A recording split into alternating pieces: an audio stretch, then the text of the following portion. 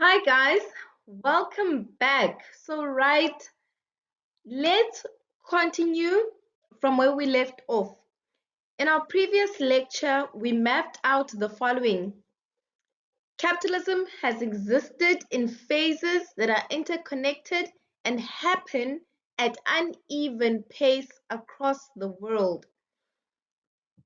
There seems to be a link with massive historical moments, events, and different phases of capitalism. A key characteristic of capitalism is that it falls repeatedly into a crisis, and societies, institutions, states have reacted to each crisis, ushering in, at times, a new phase of capitalism.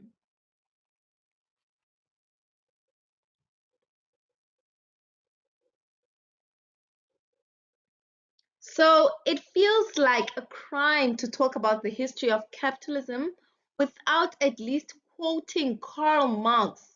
So for today's lecture, let us start off with the following quote. Capitalism tends to destroy its two sources of wealth, nature and human beings. This quote reflects Marx's critique of capitalism, suggesting that the system's relentless pursuit of profit and accumulation leads to the exploitation of natural resources and labor, which ultimately leads to crisis and instability.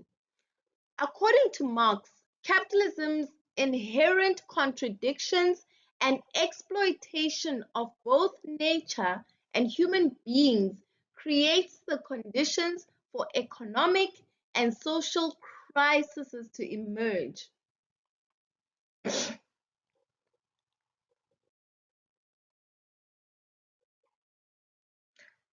So, today's lecture, we will focus on what led to neoliberalism in South Africa.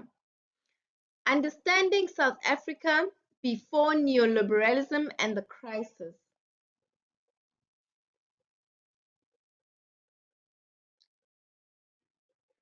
Models of regulated capitalism.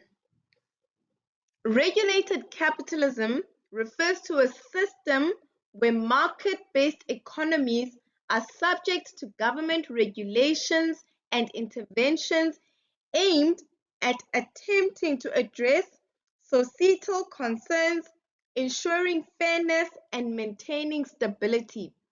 There are several models of regulated capitalism that have been implemented in different countries. Here's a brief explanation of a few notable models.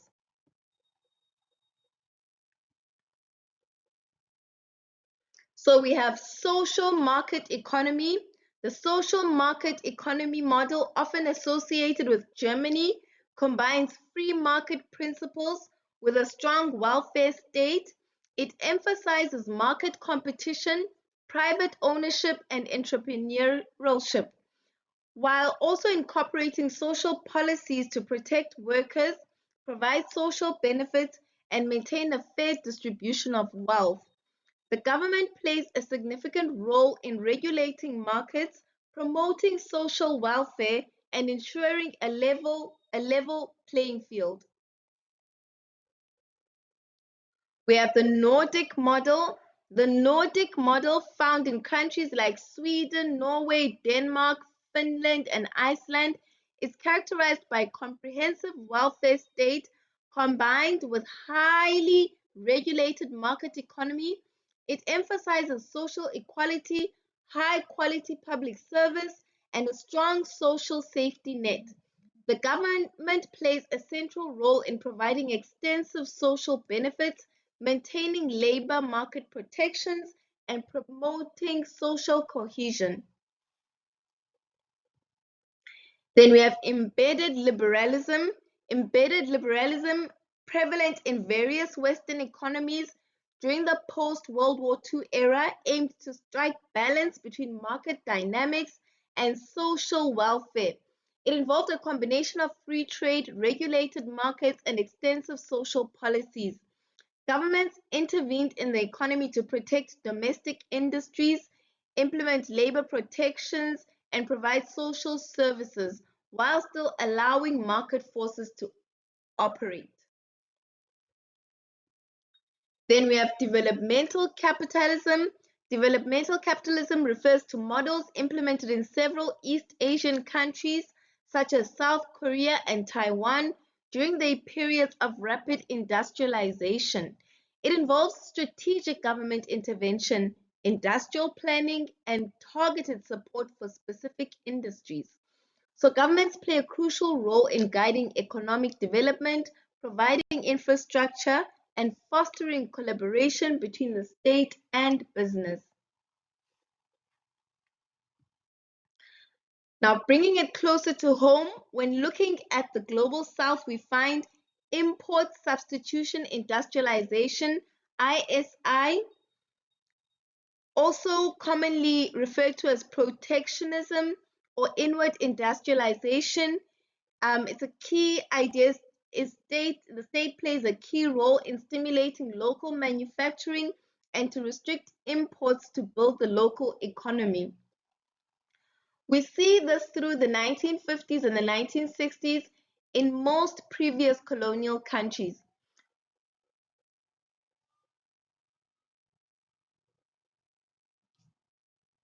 You can imagine the role and task at hand as a new government. Independent African countries carried a nationalist, anti-colonial imperative to break colonial economic relations. So, to help stop the full extraction of raw materials and import of manufactured goods from big economies, their agenda was to build a local elite, and many times it was done through an authoritarian state, social compact with the unions. An interesting example is the case of Zambia.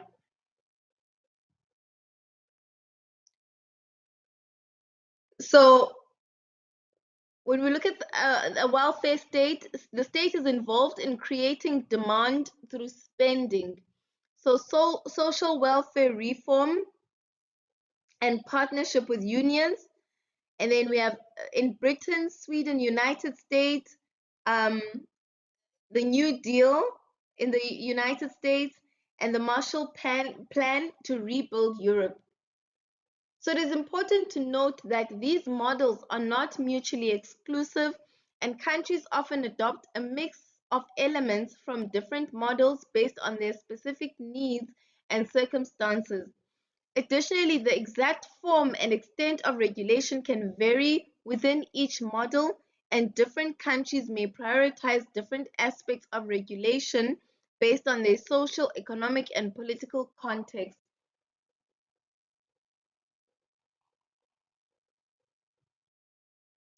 So let's zoom into South Africa. Remember, capitalism unfolds unevenly, sometimes carrying forward different characteristics of the previous phases. So South Africa had a unique version of ISI or developmentalism model. It was unique due to its racial nature.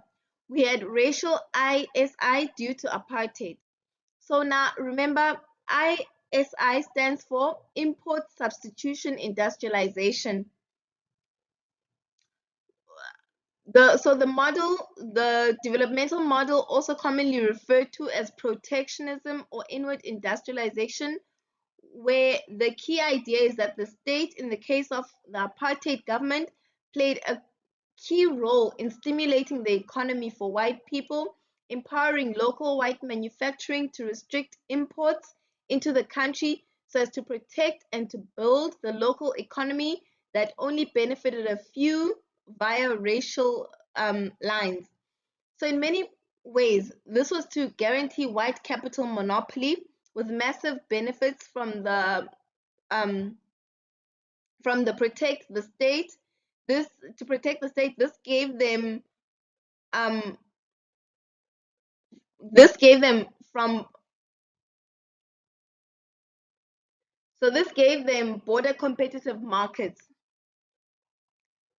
The case of SA, racial ISI developmentalism, 1920 to 1970.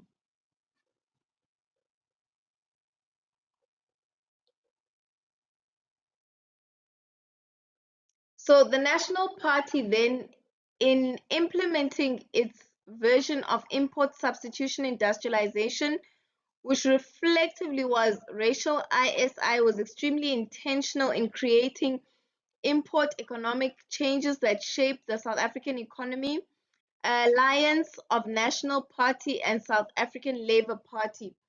So they created a strong manufacturing industry to break the hold of the mines. They created jobs, especially for poor white people. They developed local capitalism and capitalist.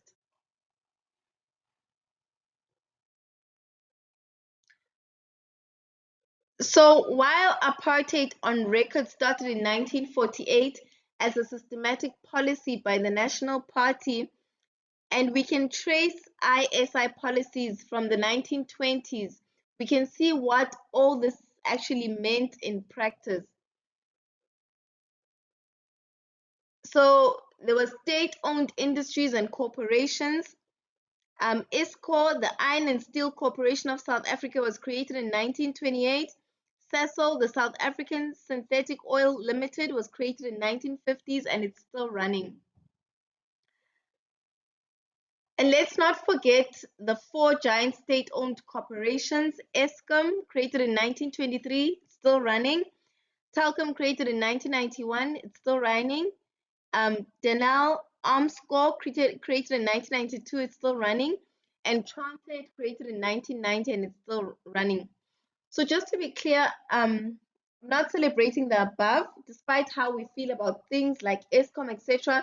My point is to highlight what a model like ISI looked like in South Africa when it was implemented, right? So the state provided infrastructure, cheap inputs for local manufacturing, funded by tax. Note the creation of these companies was not even for profit.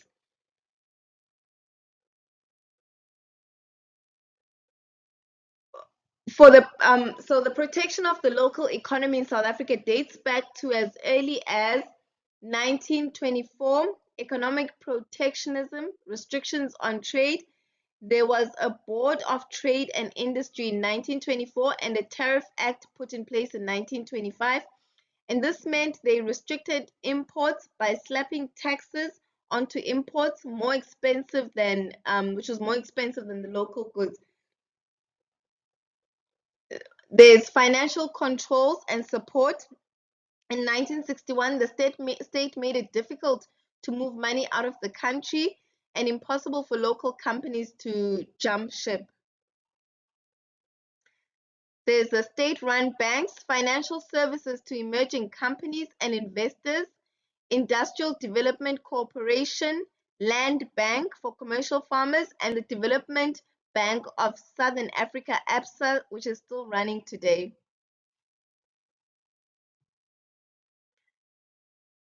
So what sustained ISI in South Africa, what sustained massive state-owned companies not even running for profits was labor.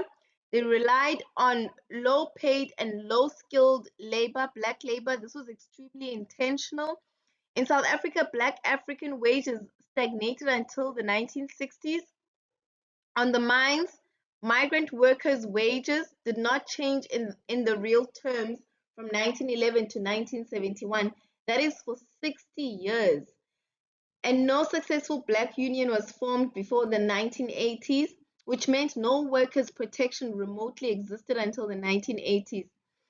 But even with the existence of the first successful black unions formed in the 1980s, they had limited trade union rights. While they were no longer illegal, they still harassed and strikes were made illegal. In, in contrast, white labor had some coverage and social pact with the National Party. Not all, Rights for white workers were not all, but rights for white workers were far more protected. So in summary, so we all understand what I have mapped out so far. So apartheid 1948 to 1994, the National Party prioritized the formation of the Afrikaner economic and political elite. State-owned corporation management was packed with the National Party loyalists. Contracts with SOCs were directed towards National Party-linked firms, kind of like state patronage and the tender system we have today. Okay, um, the state moved its banking to Volkskas, which is now ABSA, which was closely linked to the National Party.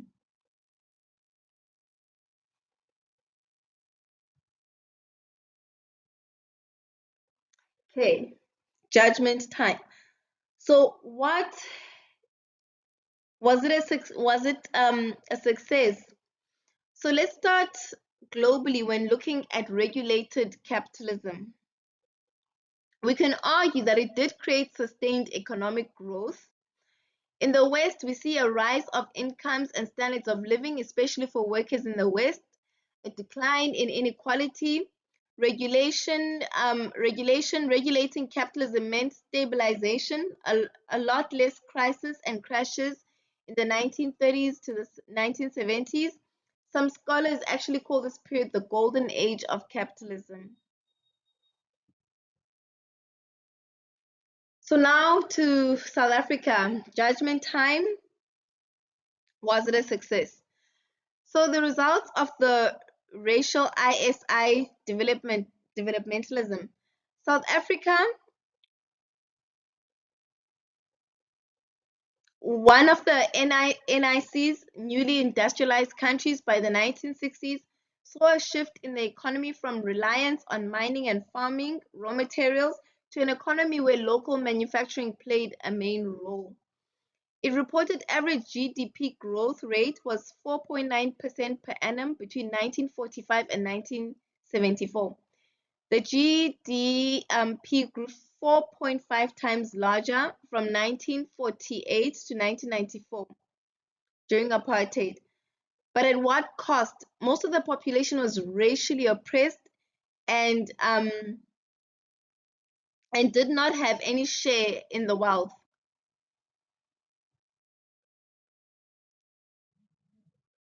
So crisis and how it affected South Africa. So by the 1970s, a new crisis hit, the third crisis that gave way to neoliberalism, the crisis of the 1970s. So globally, there was a decline in economic growth.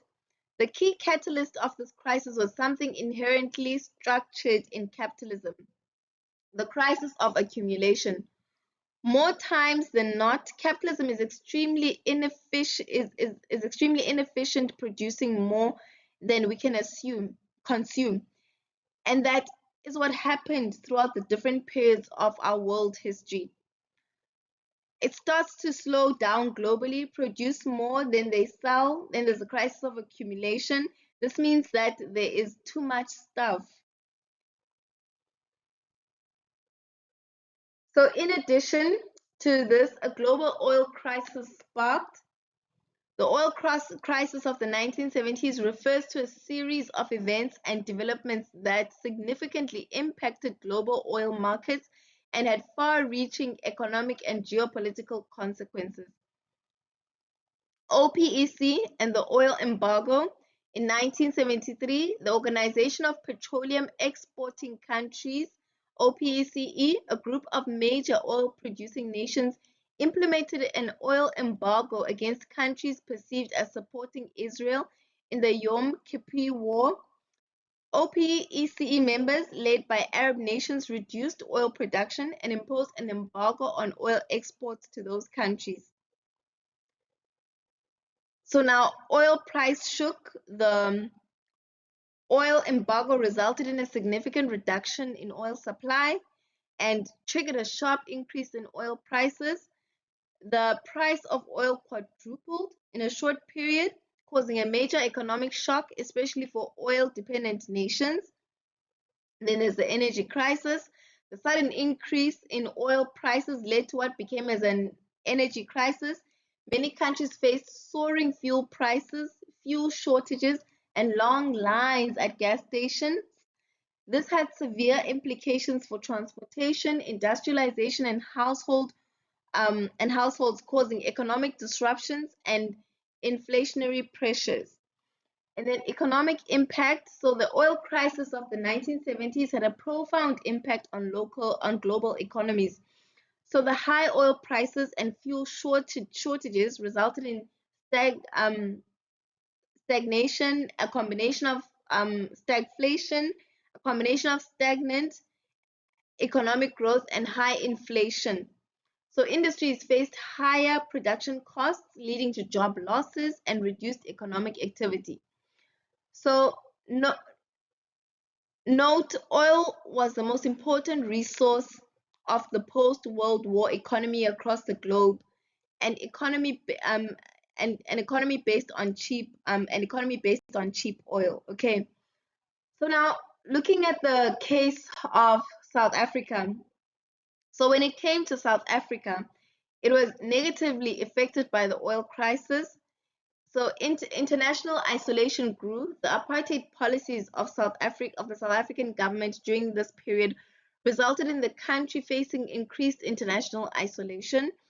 The oil crisis further exacerbated this isolation as some OPEC nations aligned their oil policies with the political pressures, leading to restrictions on trade and diplomatic relations. So overall, the oil crisis of the 1970s had a substantial impact on South Africa. The country faced fuel shortages, increased costs, and economic challenges due to higher oil prices and restrictions on oil imports. The circumstances reinforced the need for South Africa to diversify its energy sources and highlighted the interplay between energy politics and the apartheid regime's international standing.